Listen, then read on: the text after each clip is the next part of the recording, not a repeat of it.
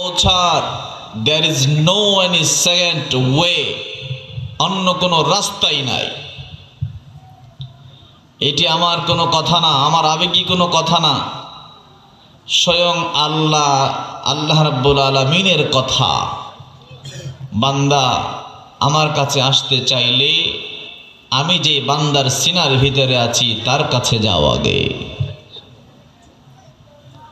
তার কাছে যাও। আপনি বলবেন হুজুর কোরআন আছে, কোরআন এই তো আমাদেরকে পথ দেখাবে,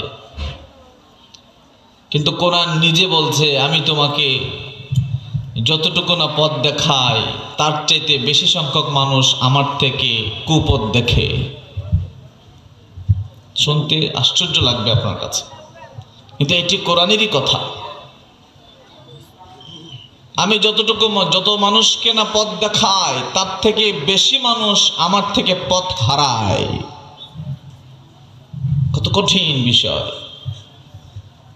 কোরআনে আল্লাহ বলছেন ওয়া ইউদিল্লু বিহি কাসীরা, কোরআনের কথা।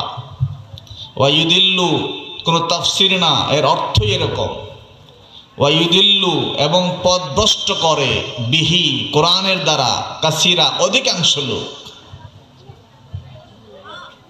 এটা কেমন কথা? এটা কেমন কথা?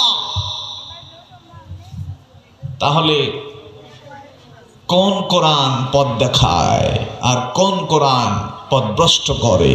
এটা হচ্ছে প্রশ্ন। এটি আগে জানতে হবে, তাহলে আপনি কোরআন থেকে পথ পাবেন। যেই কোরআন পথ দেখায় সেই কোরআনের কাছে গেলে। কোরআনের তাফসীর মাহফিল সাজিয়ে যদি আমি বলি আমার নবী কাউবয়,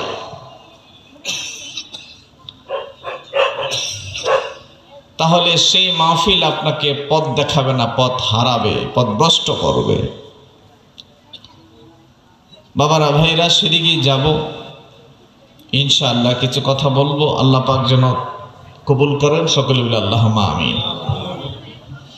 গতানুগতিক আলোচনা বাবা আমি করি না, করতে চাইও না।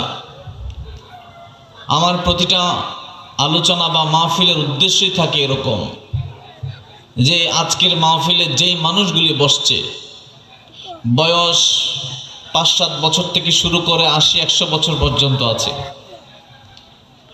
৫০-৬০-৭০-৮০ বছরের বৃদ্ধরা জীবনে যে কথা না শুনেছে, সেই টাইপের কিছু কথা যদি আমি বলতে না পারি, আমি কিসের বক্তা?